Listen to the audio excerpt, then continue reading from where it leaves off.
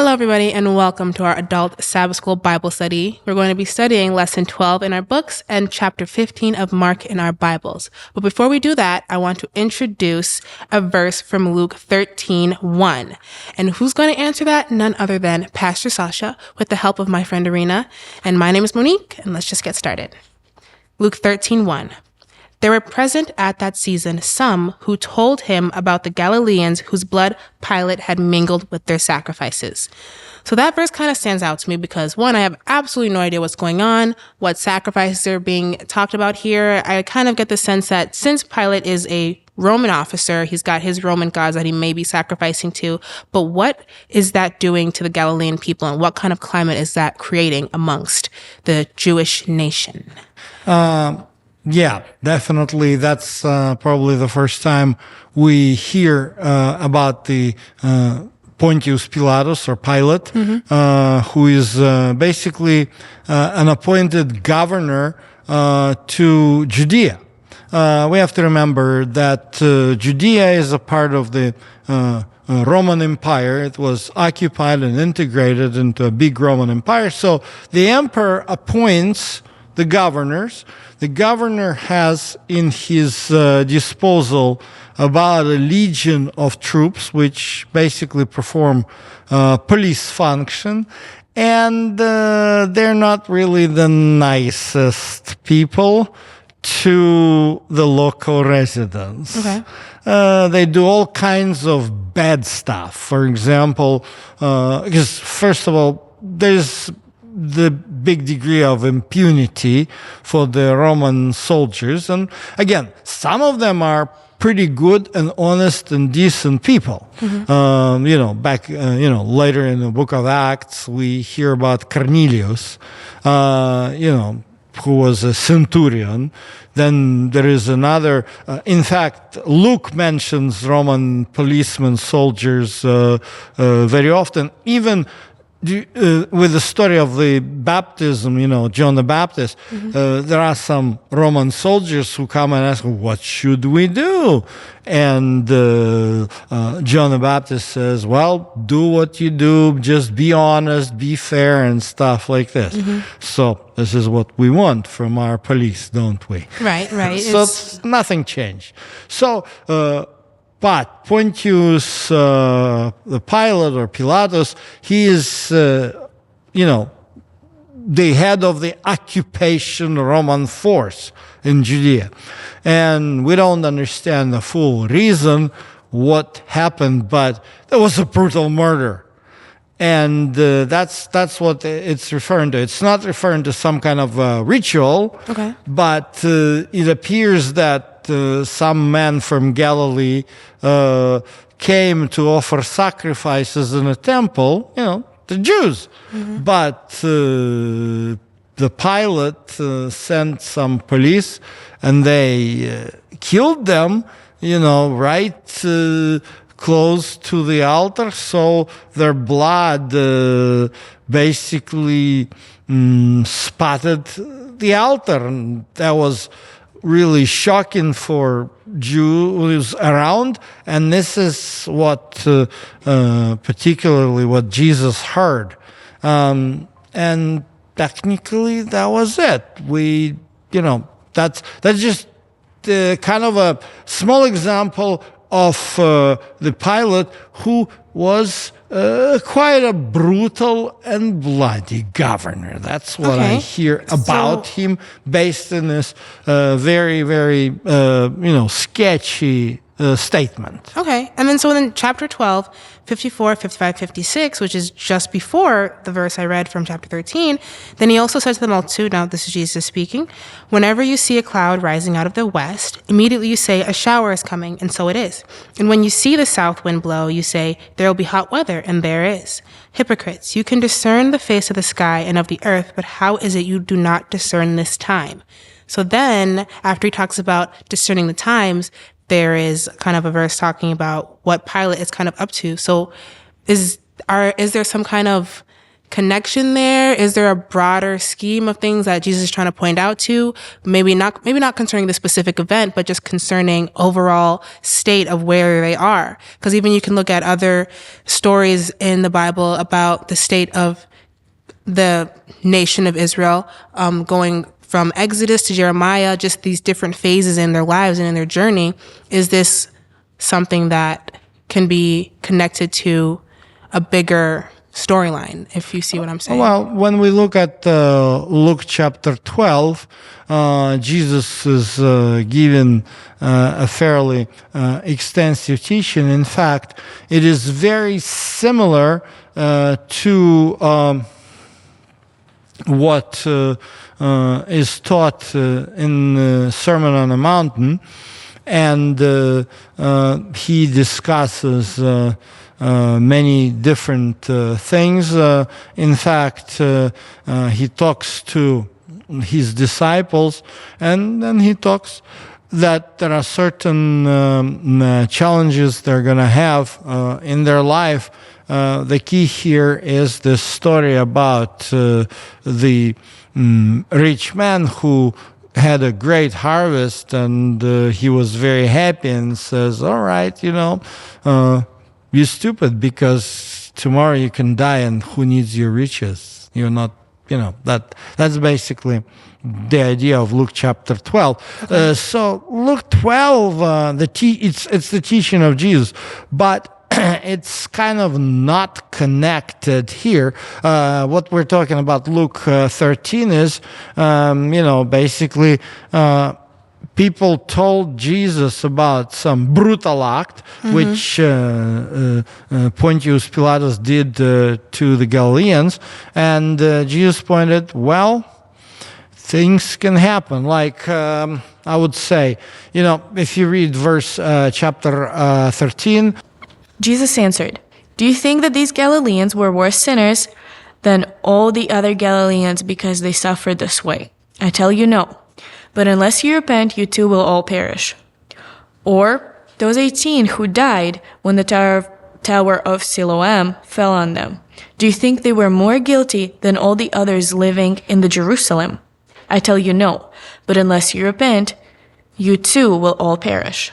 Yeah, so the main thrust of this chapter, at least the beginning of chapter 13, is basically, well, there are many evil things happening in the world, and there are people who happen to be victims of all kinds of terrible situations, be it the building accident here, or be it some kind of an earthquake, or be it, car accident or something. And Jesus says, this has not happened because somebody is more sinful than the others. So, but if you don't establish your relationship with God, doesn't matter. You'll perish unless you establish your relationship with God, because that's what repentance is. So in these verses of Gospel of Luke, Pontius Pilate isn't the main character. He becomes the main character only when we get to the crucifixion story of each of the gospel, and he's mentioned all four gospels. Okay, because I'm really trying to figure out who this Pilate guy is, because he's a main character in this whole court case. He is called upon to be pretty much the judge of what's going on. So to kind of see why he's acts the way he acts and does things that he does, I'm trying to piece together who he is. So can you give us a little bit more about who Pontius Pilate is and what kind of the role is of the Romans, other than they're the government authority. But when I was reading chapter 15 of Mark, verse 5, but Jesus still answered nothing, so that Pilate marveled. I feel like for a guy like Pilate, who is kind of marvelous himself, to take a second and be like, oh, Jesus shocks him. I'm kind of really interested to see what's really going on in that time, in that room, from the perspective of history and the social climate. Yeah. So here we deal with two problems. Number one, Pilate really doesn't care about Jesus and who he is. Pilate is a pagan. So he just doesn't understand all this Jewish stuff altogether. And that's what the main issue here in the story of crucifixion. Pilate is dragged into this story by the high priests. The problem is that the high priests, they arrested Jesus and they tried him. They tried him in the Jewish court known as Sanhedrin, which is basically a supreme judicial authority. Sanhedrin was established roughly 2nd century BC. It was a pretty good time for Judea.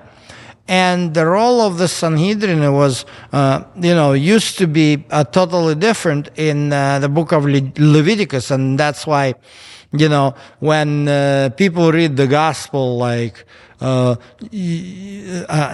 just for curiosity, when you started reading the Bible, which was the first book you read? I'll let you answer that first, Serena. Probably Genesis. Okay, you yeah. did read Genesis. Yeah. Me too. I was like a kid's Bible, so it was like pretty much simplified, so it was easier to just start from Genesis. I started and stopped at Genesis, but it was the first book I read. Probably like as an adult reading and to really begin to understand and develop my relationship, it was John. I think it was recommended to me to read John. Okay, what's your answer as an adult? Revelation. Oh, okay, no, me too, actually. Okay, in high school, I read Revelation beginning to end because I was like, what's this all about? I think I was trying to understand Adventism, so I started with Revelation. We started Revelation, I believe, when Pastor Karen started the Bible study. So we read Revelation along with the book of Daniel. And that was when I actually, as a semi-adult, read it for myself, is when I started with Daniel and Revelation. I was like, Very interesting. I didn't expect that answer. But when did you actually read through the gospel? This year. Oh, really? Honestly. Interesting. I don't think I ever sat and read through all of the gospel. Very interesting. Like bits and pieces, but never a book entirely. That would be an interesting experience. But maybe some will be surprised by your answers. I'm not. Actually, the Gospels are not as easy as they look. And especially when you outside looking in, for me having only read each of them once. I think I've read John maybe 2 or 3 times, but each of the other ones I've read just once. It's like they kind of just repeat themselves, and I'm like, didn't I already read this? And what's kind of going on, and what's the relevance of it being 4 times? So it's it's hard to not only understand each book, but understand why there's 4. I still don't get it. Yeah.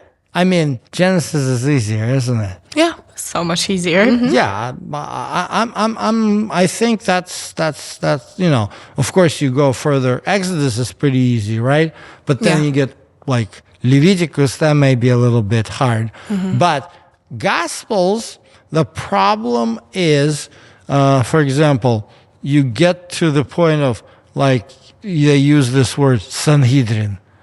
Do you have any clue what it is? Nope. And then it's the first time I'm ever hearing about them. So you can't pick up on stuff like that. Unless, did you read something that I missed back in Old Testament? No. I just have a grandpa who was always, what is it called? Gosh, he's not an elder. What is it? A pastor. He was a pastor in Russia, wasn't he? Kind of. He was ordained, but he never carried a pastor title necessarily. All right. So always had those kind of conversations with him where it's like, oh, what's that? Oh, it's this. Oh, what's that? Oh, well, that's what's this and this and this is. And I'm like, oh, okay. So I know a lot of small things. And especially when it comes to certain terms, especially in Russian versus English. But I guess not necessarily all of the context. It's more of like bits and pieces. Yeah. So Gospels are kind of a bit challenging for any Bible reader because you need to at least understand some of the terms that are not connected with the Old Testament history because, when you go history, like Old Testament ends with the prophet Malachi, which is 5th century BC. And then it picks up with Jesus' story, with the gospel, which is the 1st century AD. So you got about 400 years gap. And the problem is one of the biggest problem is that the gospels refer to certain things that happened between this 400 years period. And people don't know because there's no Sanhedrin. Back in the time of Moses, right? That's good that you read. You read Exodus, I presume, right? Yeah. Since you read Genesis. So At some point. So you probably remember Jethro, the father-in-law of Moses? Yeah. Do you? Okay. See, it's easy. You're talking my language. I always believe you got to start with the Torah. So remember how Moses was overwhelmed with the huge number of people lining up, waiting for his judgment? Yeah. And so he advised, okay, let's put the judges, let's put the Levites and stuff like this, and they're going to judge the people. So this is how it was in biblical Old Testament times. But when we get to the 2nd century, it's all different because of Maccabean wars and other circumstances. So we end up with this great assembly of sages or wise people who know the Torah very well, and they advise the king on the judicial matters, using the Torah and the ethic based on the Torah. And this is what Sanhedrin was. Were you just now referring to Sadducees? Not yet. Okay. These people are actually the Pharisees back then. They were good people. Okay. They were teachers of the Torah. They knew the scripture. They were good back. I'm talking about those in the 2nd century BC. Gotcha. Then Romans came. Romans didn't like Pharisees. They kicked them out. They stuffed that Sanhedrin. People already learned to trust it as a supreme judicial body. So Romans stuffed it with their own people, mainly the priests, the Sadducees. So it became really, really corrupt. So the Romans and the Sadducees worked together? Yes. Romans. For profit or just because they have the same ideas, doctrine, belief? Right. How did that relationship get established and Yeah. Well, very good question. So anytime you occupy foreign country, you need to find some people who collaborate with you. Okay. people from within? Yes. So Sadducees were ritzies, to make it simple. They were wealthy. We see today, if I were to take you to Jerusalem, I would take you to the archaeological excavations of the ancient priestly or Sadduceans' quarters, their houses, and it's they had villas, Okay. fancy houses. You go to Galilee and you see, the houses people live, in Galilean villages, which were, this archaeologist dug out. There's a small, tiny little houses made of basalt, black, Yeah. kind of volcanic stone, which is, that kind of walls, But these guys, they had marble, they had mosaic, Wow. they had all kinds of Roman luxury.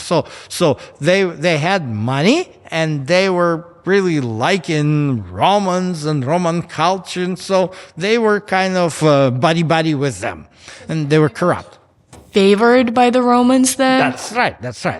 So, They had to have gotten corrupted. I feel like their doctrine had to slip Right. for that. yeah.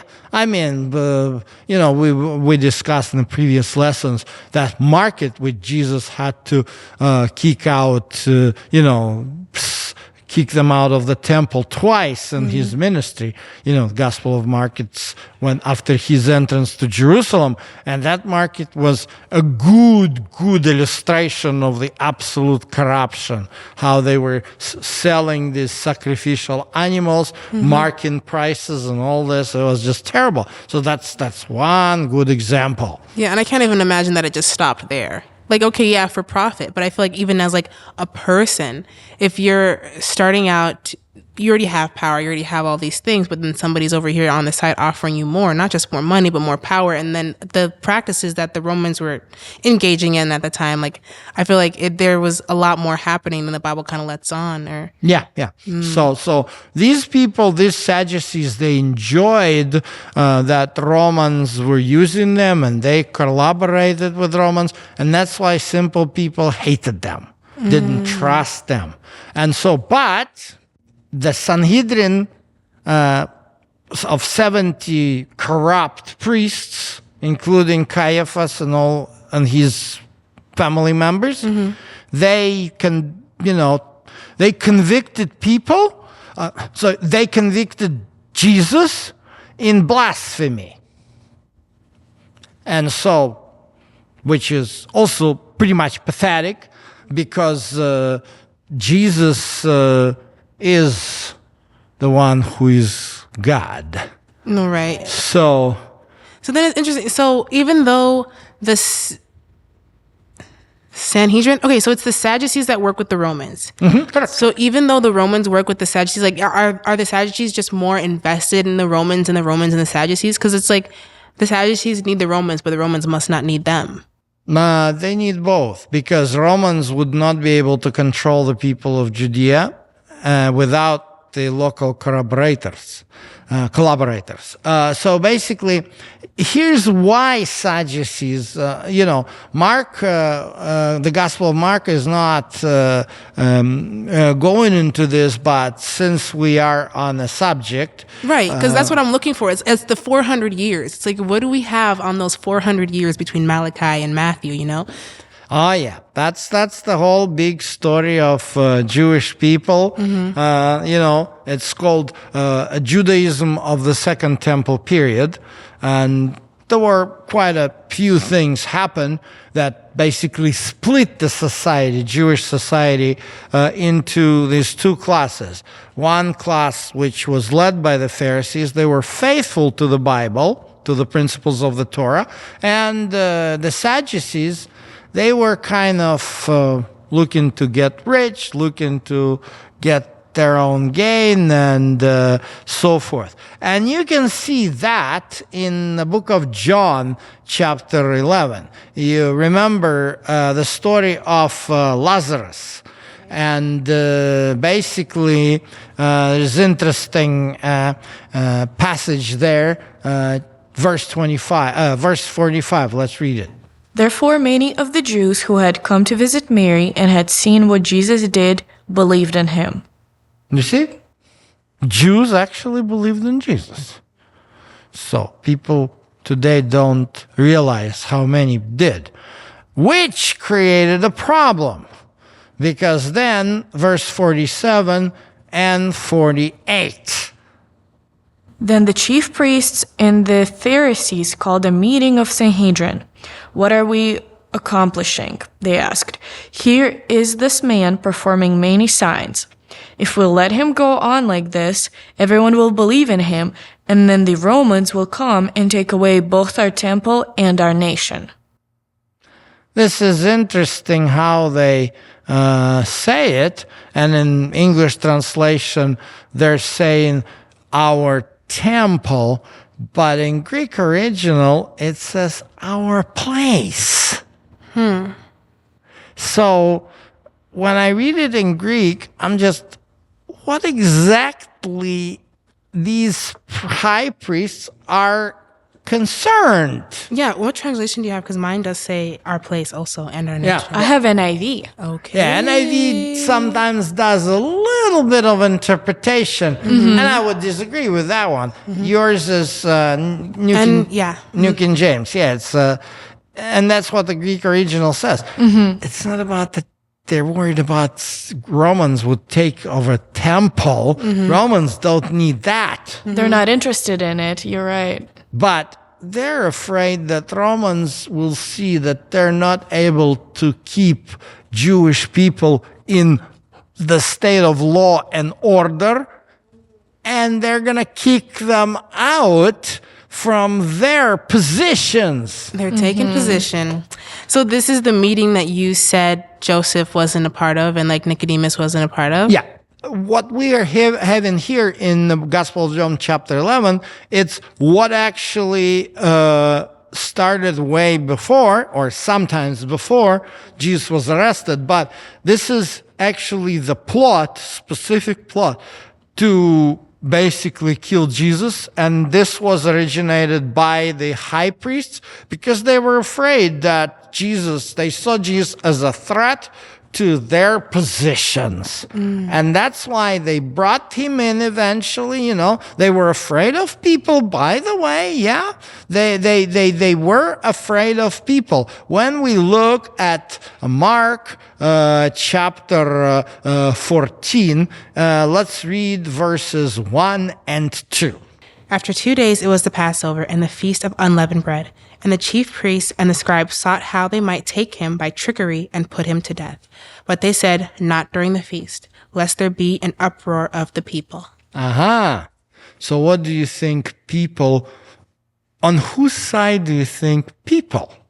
On the side of Jesus. Yeah, obviously, since the Pharisees are even bothering to be concerned about what people think, they must already sense, hey, they favor this guy. Yeah, the Sadducees are worried. So, and by the way, what kind of people are there? The commoners? Jewish people? The Jewish people. Yeah, because it's of time course. for the feast. The commoner, not the ritzy people, Yeah. but the common Jewish people. And usually in this society, who is the majority, the wealthy or the commoners? The commoner. Yeah, see? So I'm just trying to present to our viewers, sometimes we stereotype by looking at the wealthy minority, we think everybody is the same. No.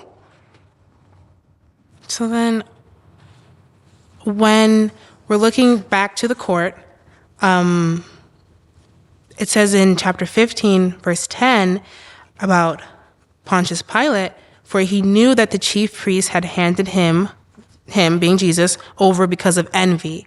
So with their plot and with the way that things were kind of happening, was it obvious to the Romans that they were kind of losing control and they were really fighting for their position, or were they able to keep it under wraps because this is a big deal? Okay, so here's the thing. Let's take a look what happened in chapter 14 to see what was going on at the Sanhedrin. So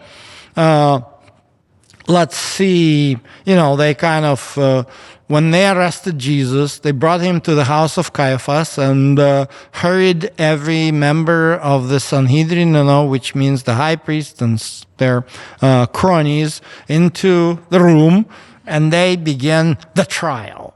So different false witnesses come, but Jesus never spoke in his defense.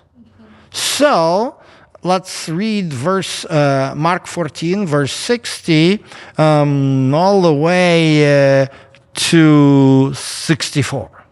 Then the high priest stood up before them and asked Jesus, "Are you not going to answer? What is this testimony that these men are bringing against you?" But Jesus remained silent and gave no answer.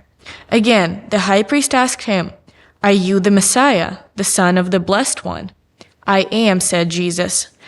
"And you will see the Son of Man sitting at the right hand of the Mighty One and coming on the clouds of heaven."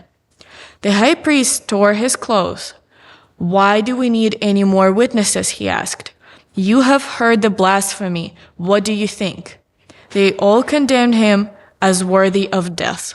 Okay, so Sanhedrin convicted him, and that punishment is a capital punishment.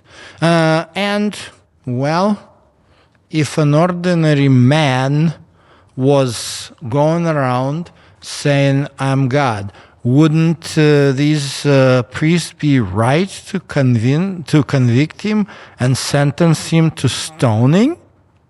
I want to say yeah. Yeah. Except Jesus is not ordinary man, Right. and he proved it many, many, many times. Before he even spoke, he never went down into the streets kind of proclaiming himself that. He started silently by doing all the miracles before he ever said, hey guys, I'm the one. Well, remember the Gospel of Mark. And in the Gospel of Mark, we start with casting the demons out, especially with this demoniac who had a legion of demons inside him, and all these demons were trembling before Jesus, and everybody knew that. Exactly. So but all these miracles, the Sadducees, they don't care. They're so corrupt.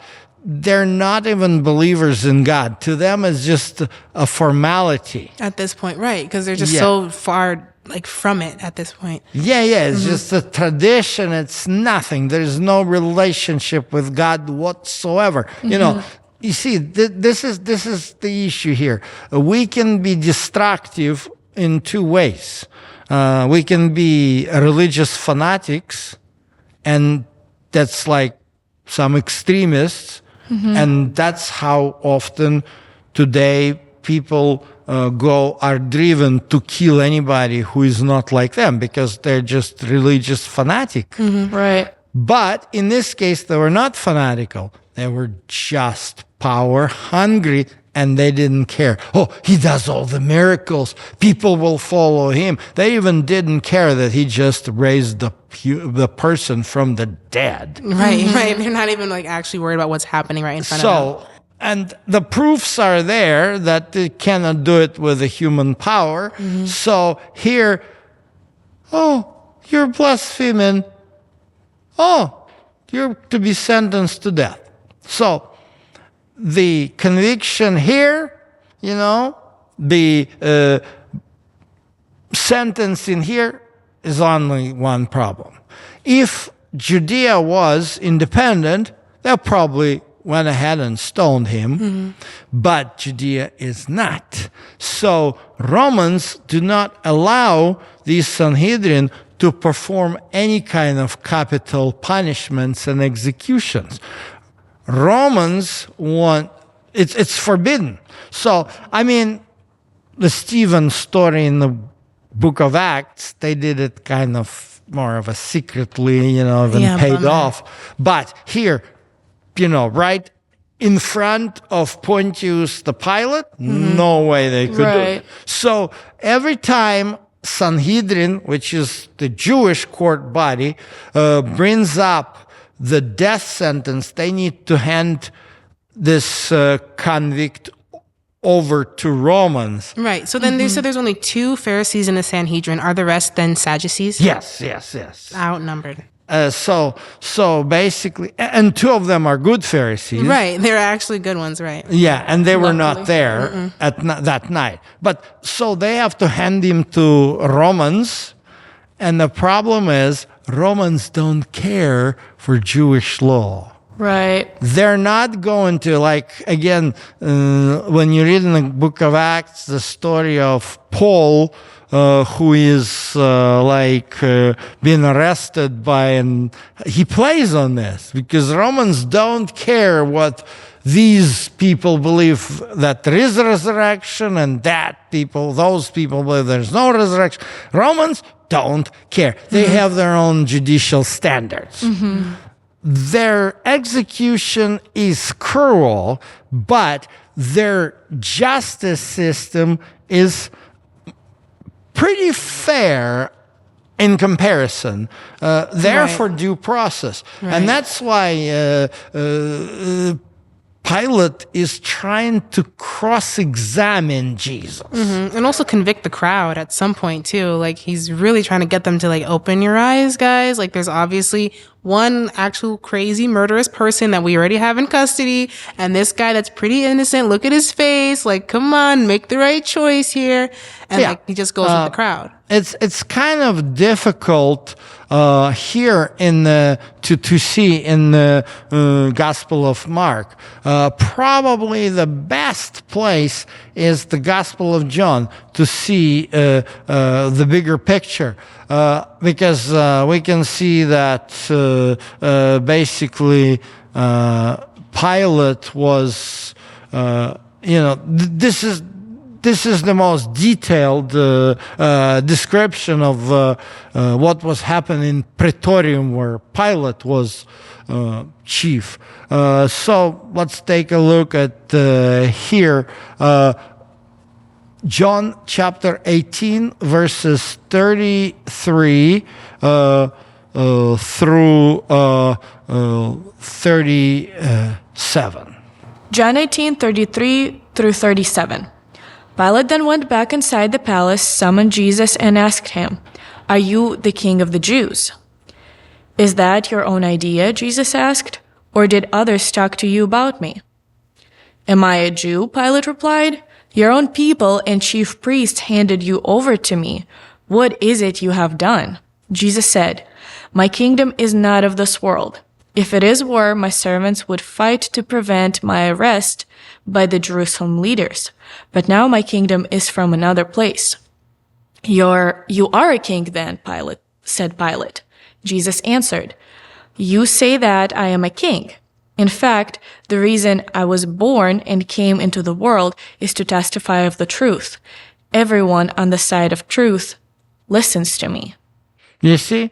So this is the whole discussion between Jesus and Pilate. And look at verse 35. Monique, it says, Jesus asked Pilate, "Is this your own investigation?" Because, they brought him and said, "Oh, he wants to be the king of the Jews." Of course, that is the reason which Pilate would be concerned. Is there somebody who wants to do some insurrection? Yeah, he's from the house of David. Is he trying to, restore Davidic kingdom? But Jesus says, well, who said it? And Pilate here is like, am I a Jew? It's your people who brought it to me. So Pilate does not have any personal, particular, I would say, beef against Jesus. That's why I said he doesn't care, and then Jesus says, "Oh, my kingdom is not of this world, and I am here to testify about the truth." The moment Pilate says hears about the truth, his Greco-Roman culture philosophy comes in. Because, of course, according to what we know, the truth is where? In Scripture. Right. Pilate doesn't know even what the Scripture is.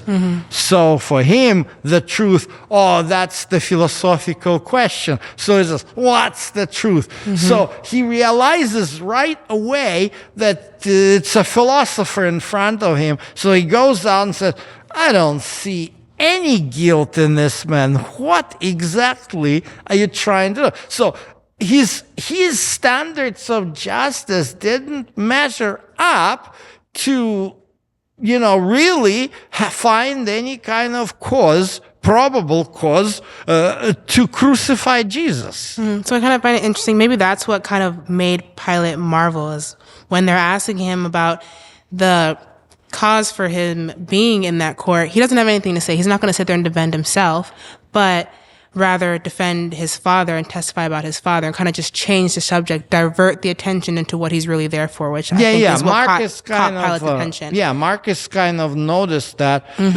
just here very shortly. But to really understand why Pilate marveled, you have to go all the way back to this conversation in Gospel of John, and now we see the whole picture. So, from taking all of that in, it really looks like Pilate doesn't necessarily care Like, obviously, it's the Jewish business that's going on. He has to intervene because they want this man dead. But the only reason he would ever convict him to death is for his own agenda. So only he would ever go through with it is if there was a risk for the Roman power. Yes. So Pilate is placed by emperor to keep law and order. He relies on Sadducees and high priests to help him in this particular mission. So he doesn't see any reason why would Jesus stir up the crowd, but they try to convince him that, he's going to stir up the crowd. And so eventually Pilate has to give in because now, these high priests are putting a pressure on him, and he just washes his hands, as we see. Interesting. So that's pretty much like 400 years of just tension and turmoil and struggle for power and all those types of things coming to a screeching halt right there in the court between Jesus, Pilate, and the Sanhedrin. There's so much more to unpack, and we have one more lesson after this one. So we want to see you there. We hope that you can join us again as we're approaching our finale. And we're so glad that you are here. Please like the video, comment down below something that you took away from it, something that you want to see more of, and subscribe to the channel. Hit that bell so you don't miss the last episode, and we'll see you there. Thanks so much for being with us. Bye.